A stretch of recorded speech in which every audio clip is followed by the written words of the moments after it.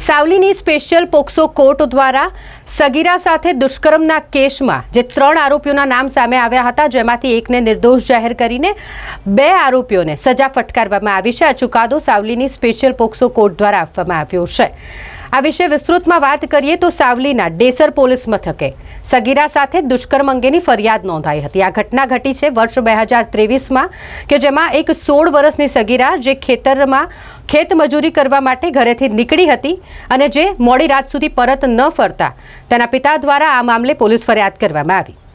જો કે આ સગીરા 6 દિવસ બાદ મળી આવી હતી. તેની સાથે દુષ્કર્મ થયું હોવાની તેના દ્વારા આપવીતી જણાવવામાં આવી અને જેમાં 3 લોકોના નામ સામે આવ્યા હતા. એક વ્યક્તિ કે જે તેને સાવલી ડેસર ગામમાંથી દુમાળ ચોકડી સુધી લઈ ગયો હતો અને જ્યાંથી 2 અન્ય વ્યક્તિ તેને મળ્યા હતા અને જેમાં 3 લોકોના સામ ડેસર પોલીસ મથકના ચોપડામાં નોંધાયા હતા.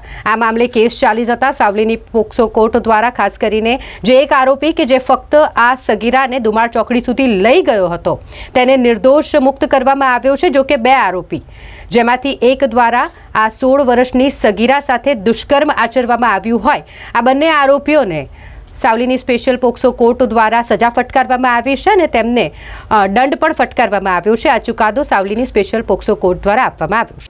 ડેસર પોલીસ સ્ટેશનમાં તારીખ 22/9/23ના રોજના બનાવની ફરિયાદમાં ફરિયાદીની ભોગ બનનાર દીકરી 16 વર્ષની સગીરાને તેના ઘરે ખેતરમાંથી પરત આવતા મળી ન આવતા તપાસ કરતા તે બાબતની ફરિયાદ ડેસર પોલીસ સ્ટેશનમાં નોંધાવતા ડેસર પોલીસ સ્ટેશનમાં ગુનો નોંધી તપાસ કરતા ભોગ બનનાર પીડિતા 6 દિવસ બાદ મળી આવતા ભોગ બનનારની પૂછપરછમાં આરોપી નંબર 1 તેણીને તેના ગામથી દુમાળ ચોકડી સુધી લઈ ગયેલો તથા આરોપી નંબર 2 કલ્પેશ નરવતસિંહ ચૌહાણે તેણીનો ઇન્સ્ટાગ્રામ પર સંપર્ક કરી તેણીને વડોદરા ડેપો ખાતે બોલાવી, જેથી ભોગ બનનાર દુમાળથી વડોદરા ડેપો ગયેલી અને તેણીને મળેલી અને તેણી પાસે તેણીને રૂમની વ્યવસ્થા ન હોવાથી પરત દુમાળ મૂકવા આવેલો અને ત્યાંથી ભોગ બનનારને સાવલી વાહનની વ્યવસ્થા કરી આપેલી. ત્યાંથી ભોગ બનનારનો સંપર્ક આરોપી નંબર 3 શૈલેષ ભગવાનસિંહ પરમાર નાએ કરેલો અને જેથી શૈલેષે આ ભોગ બનનારને ભોળવીને તેણીને ધાબા ડુંગરી તથા હાલોલ ખાતે લઈ ગયેલો, જ્યાં તેણીની સાથે 4 દિવસ રૂમમાં પૂરી રાખી દુષ્કર્મ કરેલું.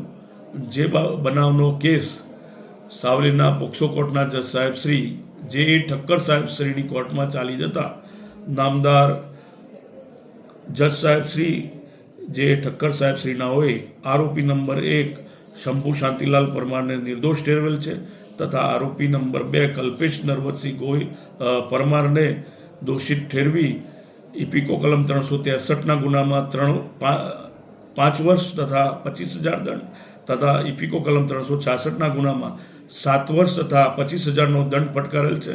તેમજ આરોપી નંબર 3 શૈલેષ ભગવાનસિંહ પરમાર રહેવાસી ગજાદરા ચીખલાવ તાલુકો ઠાસરા જિલ્લો ખેડાના અને આજીવન કેદની સખત સજા પોક્સોના તથા દુષ્કર્મના ગુનામાં ફટકારેલ છે. તેમજ રૂપિયા 1 લાખનો દંડ પણ ફટકારેલ છે.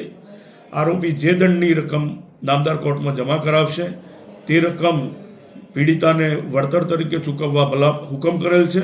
તેમજ ડિસ્ટ્રિક્ટ લીગલ સર્વિસ ઓથોરિટીને ભોગ બનનાર પીડિતાને 4 લાખનું વળતર ચૂકવવા ભલામણ કરેલ છે.